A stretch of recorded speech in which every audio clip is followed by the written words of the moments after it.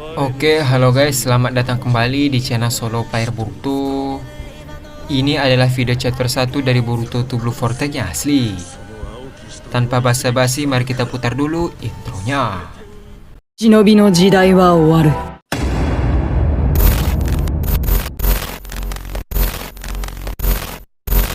瞳はいずれ貴様から全てを奪い去る。そして自覚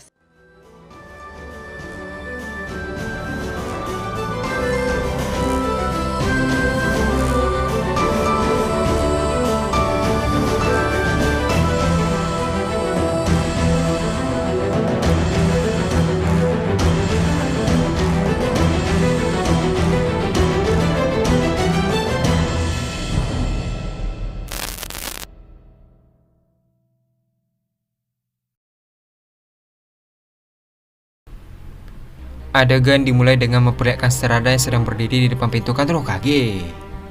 Selang beberapa lama diperlihatkan Sarada yang sudah masuk ke ruangan tersebut dan tampak protes dengan Shikamaru. Sarada berkata, "Makanya aku sudah jelaskan berkali-kali kan, kenapa tidak paham juga?"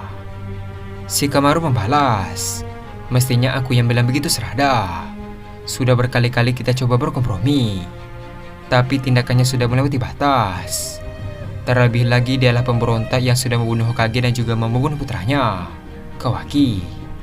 Dia harus diberi sanksi." Mendengar hal tersebut, Sarada membalas, "Aku sudah bilang kalau premis itu tidak benar kan? Mana mungkin Boruto membunuh Hokage ke-7? Setidaknya beri dia kesempatan untuk menjelaskan." Di sisi lain, Konohamaru berkata, "Kalau dia tak merasa bersalah, kenapa harus kabur? Kita punya kesaksian dari Sharingan Eida." Mendengar perkataan Shikamaru, Sarada membalas, "Siapapun akan kabur kalau orang-orang diperintahkan untuk membunuhnya kan? Tolong cabut perintah itu sekarang juga. Lalu dengarkan dulu kesaksiannya." Mendengar hal tersebut, Shikamaru berkata, "Dengar ya, Sarada, sanksi untuk Boruto tak hanya sudah sesuai dengan peraturannya berlaku, tapi juga keinginan penduduk. Banyak dari penduduk desa yang marah karena pengkhianatan yang dilakukan. Kalaupun aku mencabut perintah itu, para penduduk tidak akan puas."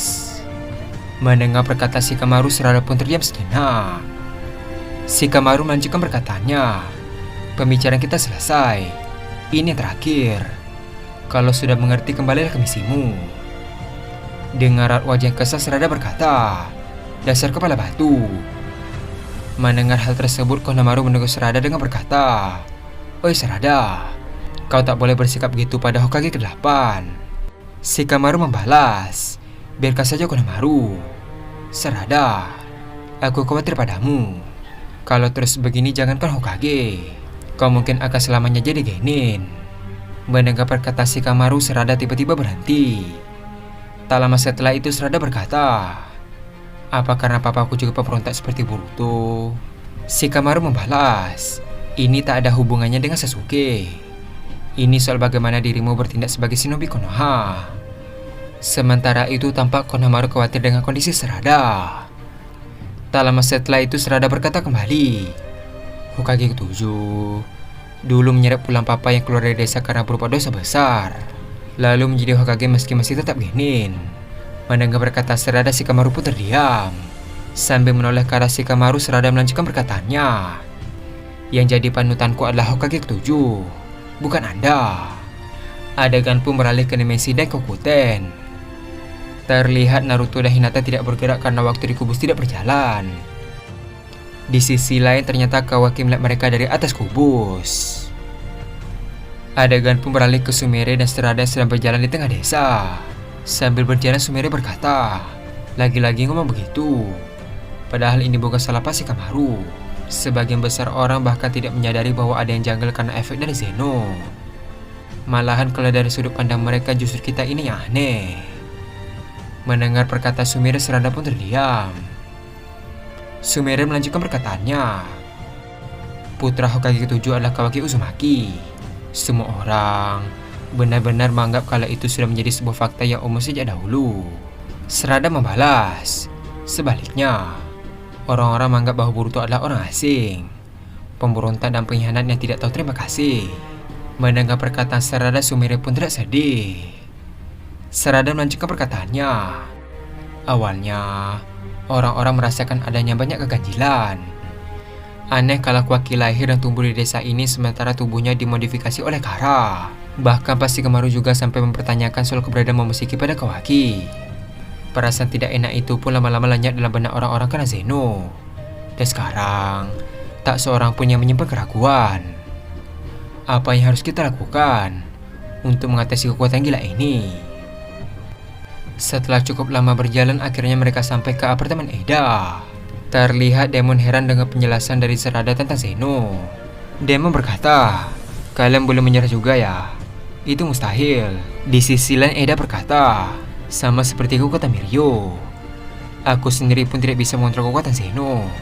Ya, walau belakangan ini aku jadi semakin mengerti kekuatan itu."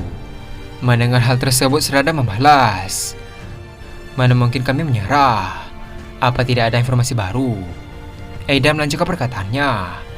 "Yang aku ketahui saat ini, Zeno adalah salah satu dari Senjutsu Otsutsuki yang memiliki kekuatan untuk mewujudkan keinginan. Lalu keinginan Kawaki menciptakan situasi sekarang. Yang berubah adalah ingatan semua orang. Kekuatan itu menulis ulang ingatan semua orang mengenai Boruto dan Kawaki, dan hasilnya kini posisi keduanya tertukar." Sarada membalas, "Apa kita tidak bisa mengembalikannya ke semula? Apa tidak ada cara?" Eida membalas, "Entahlah. Tapi yang jelas, orang-orang yang terkena efek Zeno tidak akan memahami kalian meski mendengar penjelasan barusan." Sarada berkata kembali, "Kenapa? Kalau kita menjelaskannya dengan baik-baik, mereka pasti akan paham."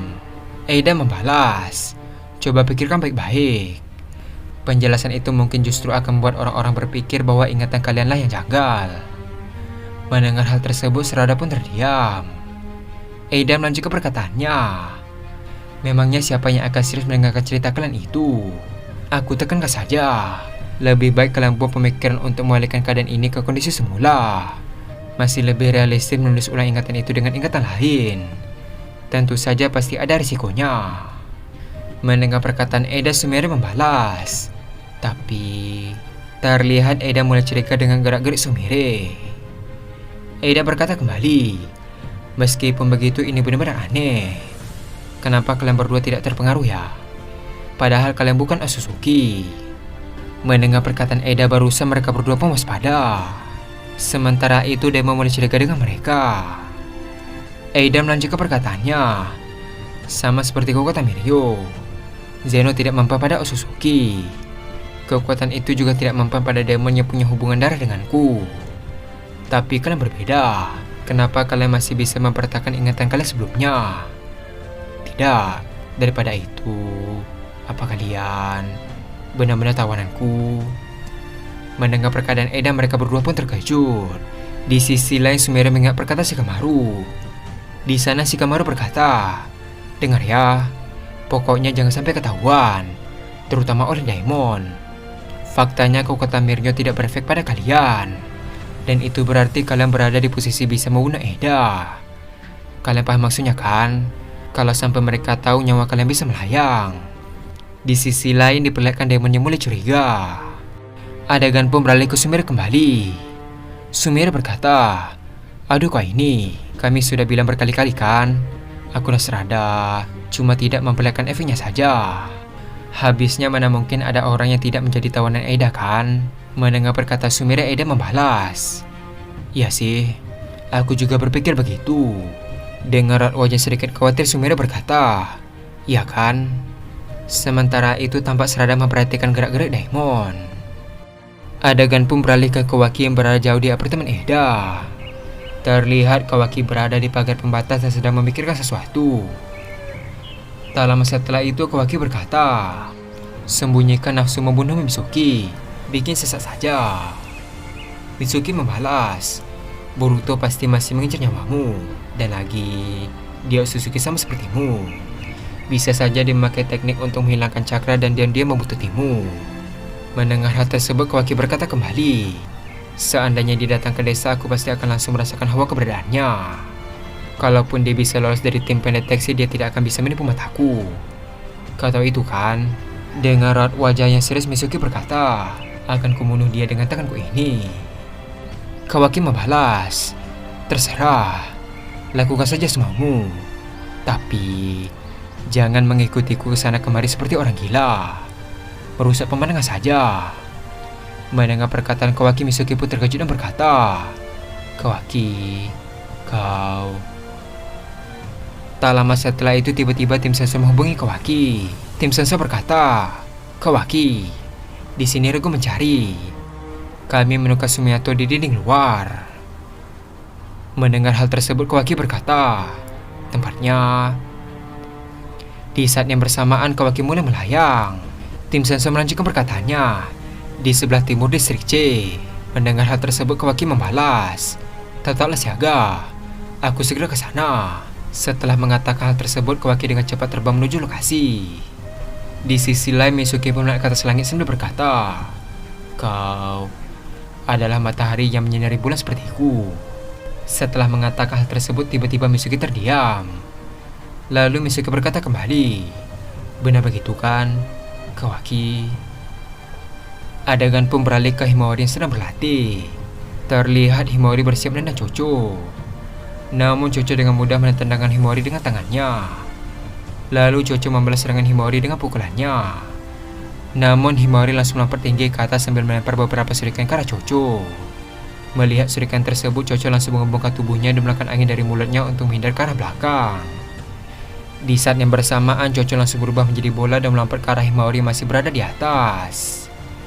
Ketika Himawari lengah, Chocho kembali ke wujud semula dan mengangkat Himawari dengan tangan besarnya. Setelah tertangkap, Chocho pun menurunkan Himawari. Dari kejauhan, Inojin tampak menghampiri mereka sambil berkata, seharusnya kau tak melompat tanpa persiapan. Tak hanya Inojin, ternyata Shikade juga bersamanya. Shikade berkata, gerakanmu cukup bagus. Adiknya Kawaki memang hebat. Di sisi lain, Inojin berkata, nice fight. Pertarungannya bagus, Himawari. Sambil tersenyum, Chocho berkata, tendangannya pertama tadi sangat bagus. Terasa berat. Himawari membalas, sungguh. Tak lama setelah itu ada kampung beralih ke tim 10 yang sedang duduk dan bersantai. Inojin berkata, tapi Himawari, kenapa kau segitunya ingin jadi kuat? Himawari membalas, daripada ingin jadi kuat, lebih tepatnya kalau aku bilang begini, pasti aku akan dimarahi orang-orang Konoha. Tapi mendengar hal tersebut, semua orang pun penasaran. Himawari melanjutkan perkataannya, aku ingin bisa membantu Boruto. Begitu. Dengan wajahnya heran, Shikade berkata, apa? Di sisi lain, Inojin berkata, Himawari, kau ini bicara apa? Sementara itu Chocho berkata, hal macam itu tidak boleh dijadikan candaan. Dengan wajah sedih, Himawari berkata, maaf, wajar kalian kaget. Tapi bagaimana ya, sosoknya sangat berbeda dengan bayangan yang aku punya.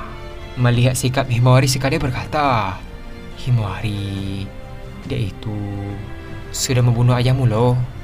Himawari membalas, ini hanya dugaanku, tapi mungkin itu tidak benar. Dengan mata kepalaku sendiri, aku melihatnya mempertaruhkan nyawa dan melindungiku dan ayah. Kurasa orang seperti itu tidak mungkin membunuh ayah. Pasti dia punya alasan.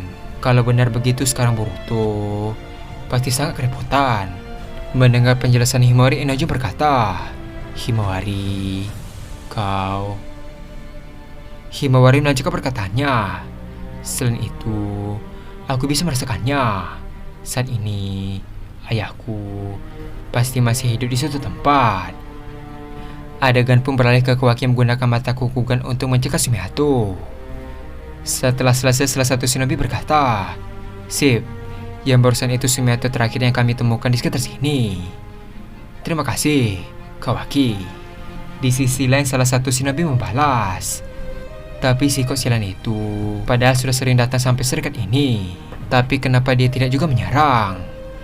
Aku dengar dia sudah mempersiapkan ribuan pasukan. Dia itu menyimpan dendam yang sangat mendalam terhadap Boruto. Daripada mengurus Konoha, dia pasti ingin menghabisi Boruto lebih dulu kan? Karena Boruto tidak ada di desa Konoha lolos dari bencana. Bisa dibilang mendingan seandainya mereka saling menghancurkan satu sama lain. Sebelum menyelesaikan perkataannya, Kawaki tiba-tiba berkata, "Oi." Mendengar hal tersebut, mereka berdua pun heran. Terlihat Kawaki mendekati salah satu dari mereka dan mengecek baju di belakang lehernya. Sambil terus mencari, Kawaki berkata, "Diamlah." Dengan raut wajah sedikit kesal, orang itu berkata, "Sebenarnya apa yang kau lakukan?" Tiba-tiba Kawaki merobek kerah bajunya menemukan Sumiato di punggung orang tersebut. Adegan pun beralih ke kantor Hokage. Setelah menerima laporan, Konohamaru pun akhirnya mengerti. Konohamaru berkata, "Baik." Tak lama setelah itu, Konohamaru berkata, "Tiba-tiba mereka muncul di beberapa lokasi secara bersamaan.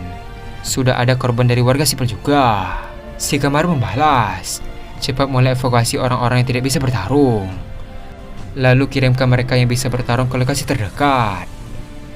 Dengan raut wajah sedikit khawatir, Shikamaru berkata kembali, "Apa yang ingin kau lakukan di saat seperti ini, Kod?" Adegan pun beralih ke Sumeka yang bermunculan di tengah jalan. Terlihat warga sekitar mulai panik dan menyelamatkan diri. Ketika Sumeka itu mendekati seseorang, tiba-tiba Kawaki datang dan memukul wajah Sumeka tersebut. Terlihat Sumeka itu pun terjatuh dan terpental.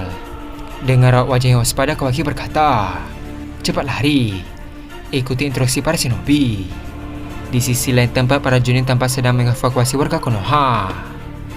Ketika warga berlari ke tempat evakuasi, tiba-tiba di belakang Sarada yang berlari dari arah yang berlawanan. Terlihat Sarada langsung melompat dan menendang Sumeka hingga terjatuh. Sarada berkata, "Sumeka nyakot. Dari mana mereka muncul?" Setelah diperhatikan, ternyata mereka muncul dari Sumiato yang muncul dari bagian tubuh Sumeka. Terlihat Sumeka mulai bertambah banyak di hadapan Sarada.